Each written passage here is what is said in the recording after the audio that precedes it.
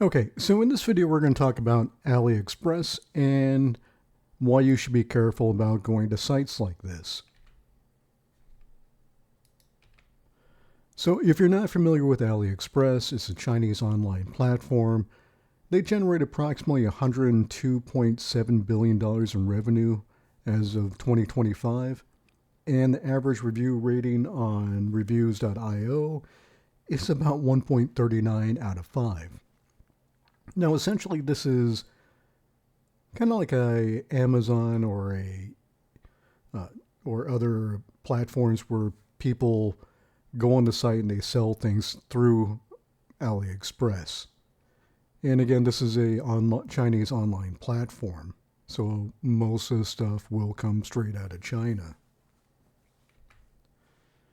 And if you start browsing, they actually have quite a bit of stuff, and you can see that the prices are pretty crazy. Things like Puma sweatpants for 99 cents. You can get a 2000 by 25 HD monocle telescope handheld for 99 cents. Even the retail prices are pretty crazy at $6.59. Mini HD camera about the size of your thumbnail, it looks like. It's supposed to be 1080p with clear night vision. There, again, there's a ton of different things on there for insanely cheap prices, and there's a reason for that. They also sell things like Pokemon cards. So you can see this DIY 1999 Pokemon, first edition Charizard. And what's funny is they show this inside a sealed case. It's graded. They blank out the bottom part there, but you can see it's a mint condition Charizard, hollow. First edition, it's a grade 10 on it. And if you look up that card price, that card actually goes for just a little over $360,000 at that condition. Yet they seem to be selling for $15.53. A retail for them is going to be $19.60. You're only paying $5.89 for shipping. Free returns within 90 days, privacy, security, etc., etc. So, if I could buy a $360,000, it ranges between $360,000. In some cases, some people were saying $550,000 for $15.53 plus shipping, so about just over $20. I'd buy a whole bunch of these and just buy another house and retire. So, pretty crazy deal. And you can see the reviews 4.4, 452 sold. Now, this is one of the two things that I actually purchased because I just kind of wanted to see how the site works and if they actually were going to sell what they said. And it came out fairly cheap, especially with memory prices at the time of recording going crazy. So, in this ad, they show a Samsung memory chip at the price of $60.52 for 4 terabyte. This particular one is actually uh, once I actually filed the complaint, they actually suddenly didn't have anything else except for the 1 gigabyte capacity. But I got a 4 terabyte really cheap, and but again they do show that it's a Samsung chip, express delivery, free returns, and all that good stuff. I actually ended up buying that in a handheld little game system, which actually did turn out to be exactly what they advertised. But let's get into this one. So when I got it, it came in a box. You can see the box here, 4 terabytes. You can see in the properties it actually says Samsung 970 Evo 1 terabyte, which is funny because it actually isn't. Well, it is 1 terabyte, but it's actually not a Samsung one, at least not a proper one. And you could see they hastily try to slap the Samsung sticker on there, but the real clue is when you flip it on the back and you look at the serial number, it says demo on it, which means this is a reference board. It's one of the boards that aren't supposed to be sold that they use for testing and whatnot. And you run that serial number, it does come back as counterfeit, as a Samsung counterfeit drive. And we can see it here. So this is actually a Realtek controller. It's not actually a actual Samsung controller. Samsung doesn't use Realtek. So again, it's a counterfeit chip. And you could definitely tell when you flip it on the back and you see demo on there and the serial numbers don't match Samsung's actual chip manufacturing. So what you could do is you could actually, once you sign in, you click on your little sign-in page and go to Dispute and Reports. Now the problem is, when you start talking to support will seem like they're genuinely sorry that you're having an issue. They express all sorts of, things like, oh, I'm so sorry this happened to you. We're going to get this fixed. Hey, I'm here for you. I got your back. We're going to make sure that everything turns out right. They'll completely ignore the fact that someone just sold counterfeit goods, mainly because a lot of the stuff on the site is counterfeit. But I probably spent about 5 hours kind of going around in circles with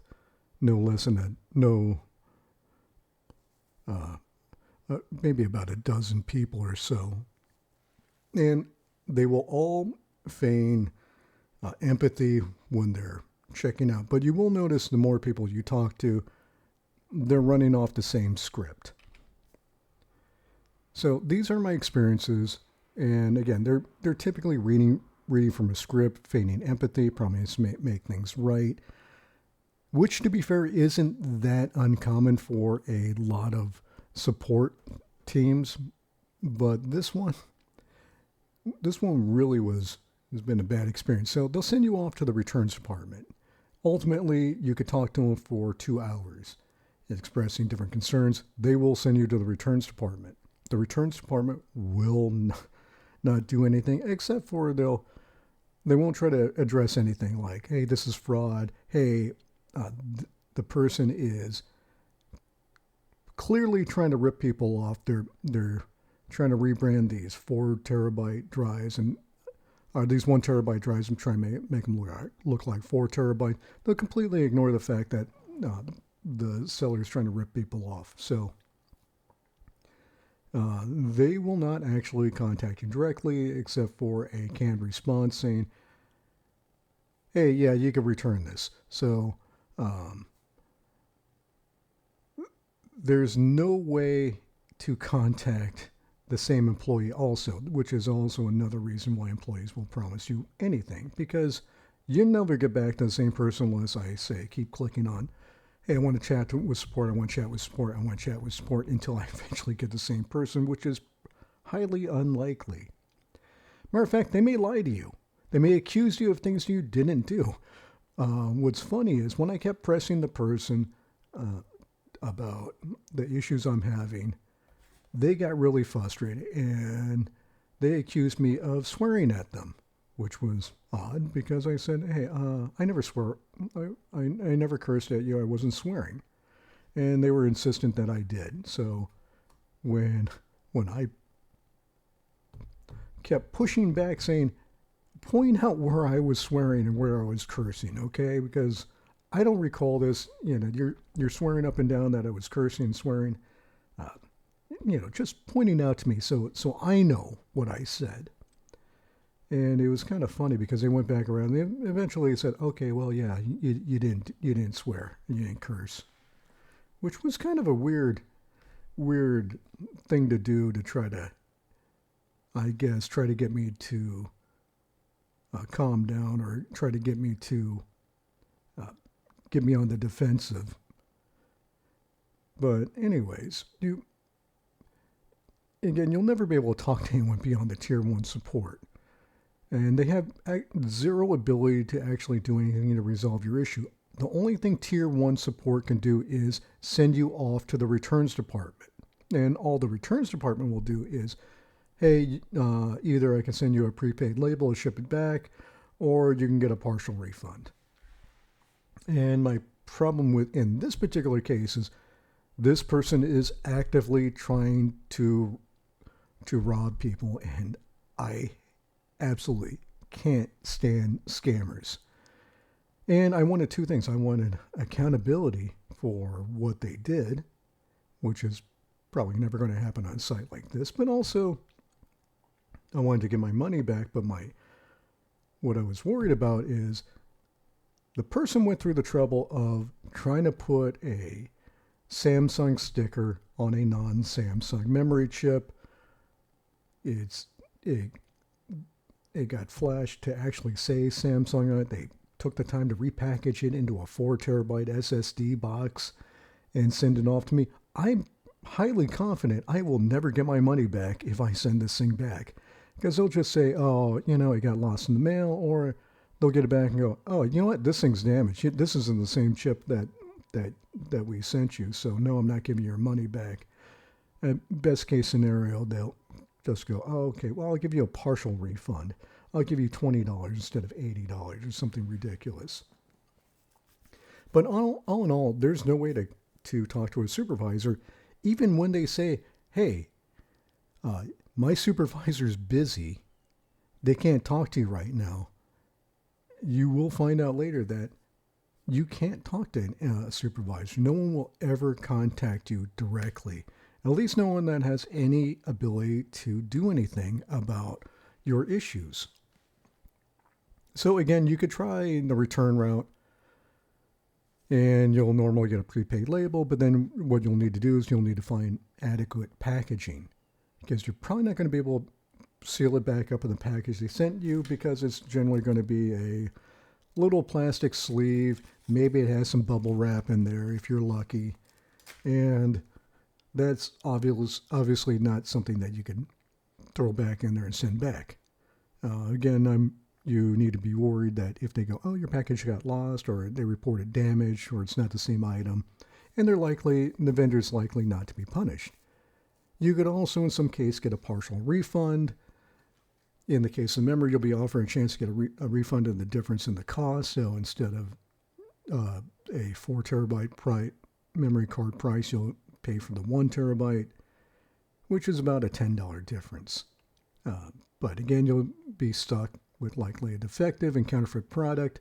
In the case of the hard drives, like the 1 terabyte, this is a reference board. It's a counterfeit reference board, so don't have a lot of confidence this thing is going to last very long. Or if it does actually doesn't just die right off the bat, probably looking at memory corruption. You put any important files in there, one day you fire it up and it might start losing files and things of that nature. The other route you could do, and this is actually what I did, is you can try to contact your credit card company, your payment service provider, things like PayPal, which I used in this case. And this is one of the reasons why I use PayPal for doing online purchases. If there's a problem, a dispute like what I had in this case, you can contact them and you can file a dispute. And at least in my experiences with PayPal, the half dozen times I actually had to do this, they've been pretty good about getting my money back. So in terms of reporting, there's different places that you can report Chinese businesses to. Things like the State Administration for Market Regulations, SAMR. There's Black Cat Complaints, Sina's Consumer Service Platform, which is an app. There's also the China Consumers Association, CCA. The problem with all of these, they're not likely to be effective if you live outside of China. If you're a Chinese resident, they can potentially help you. If you don't live in China, like I live in the United States, they're very likely not to do anything. Even if you get past the language barrier for the Chinese language, which is not a big deal. I mean, also I could fire up a VPN in China and actually access the sites, fill out all the forms and whatnot. But since I live outside the United States, they're not going to do anything about it. So what can you do if you live, say, in the United States and have an issue? Well, if you go to things like the IC3 Better Business Bureau, consumer fraud reports, and whatnot. They're also likely to be ineffective with issues in China. Matter of fact, I'm going to say they won't be able to do anything about anything that you bought it from a Chinese vendor. They have no jurisdiction, and the Chinese businesses are just going to kind of say, yeah, whatever. Yeah, you send a complaint. That's nice. They won't do anything. So my recommendation is, if you run into this situation like me, check with your credit card company, your payment vendor like PayPal and whatnot, and file a dispute with them. So in terms of how to avoid things, carefully read the description. Okay, you want to check the product images carefully, especially things like this, where they actually have this Pokemon card. You can see it's graded in a case and whatnot. So they're kind of making it look like, hey, we're selling these things. We're selling these $300,000 plus cards for only $15.53. But are they really? I mean, you could take a screenshot of this and you could feed in things like Google Images, Bing Images, Yandex Images, whatever your reverse image search is, and do a reverse image search to see, hey, what are these prices really? Or you could just type in $19.99 Charizard Holo First Edition. It's rated at a Gem 10. See what those prices really are. And if you look at it, if it's too good to be true, it probably is. And does the description match what you think you're buying? Carefully read the reviews, because in some of these reviews for these things, people are going, oh yeah, obviously this is a counterfeit card, but it looks pretty good and this fun display, or just I used it for playing Pokemon instead of using the real cards, whatnot. So again, carefully read those reviews, and also the description and the images. Now, other things you could do are, when you go into the page for whoever's selling it, you can click on the sold by name. In this case, DIY TGC Store Trader. If you click on that on the store page, it'll actually give you the business information for that particular person selling on AliExpress, which is really cool. In this case, this is the vendor for the memory that I bought. So we can see the company name, LTD, we can see the VAT number, partial, we can see the partial business number. We could see there's no registration number, but we could see the address here. We could see the legal representative for that company. We could see when it was established. We could see the registration authority. We could see their email, which is really handy, and the mail order report number. And we could see the seller guarantees that the above self-declared information is true, valid, accurate, and valid, and so forth. So this is actually really cool and surprising. AliExpress actually posts up their business license information. So this actually, I wonder if this is actually something that the Chinese government requires or not. But again, in any case, this is awesome information that this is actually in here. So what could you do with that?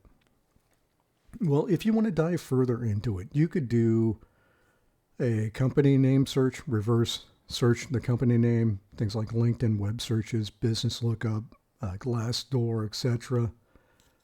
The address, we could use things like map lookups. We could do Google, Bing, satellite data views, so we could see a satellite view of that particular address.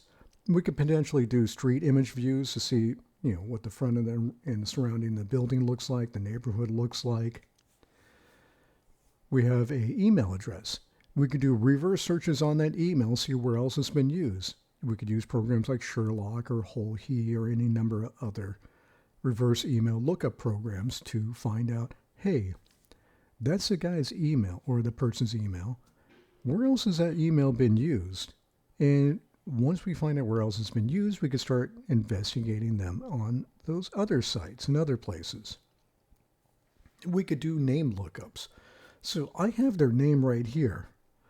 So we could use other tools to start trying to dig more into more information about this particular individual.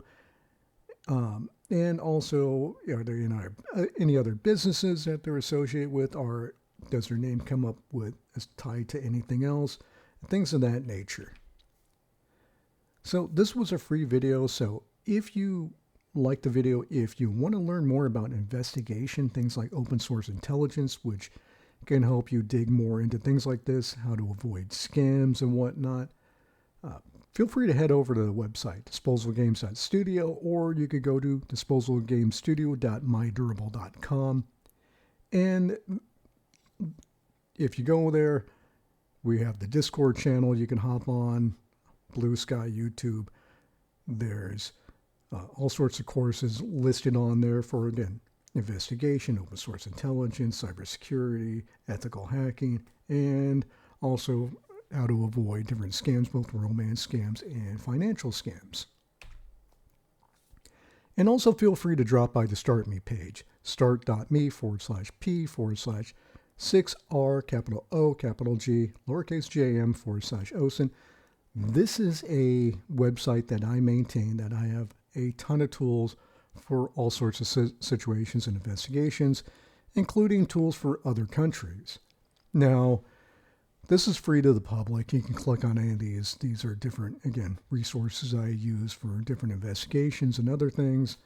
Feel free to hop over there and check out the different tools. It's not behind a paywall. You don't have to register or anything like that. It's just free to the public because I want these tools and other notes and stuff available to the public, so to help you in your investigations and hopefully help you avoid scams and romance scams and keep yourself safe out there. So again, thank you so much for watching, and I hope to see you later. Have a good one.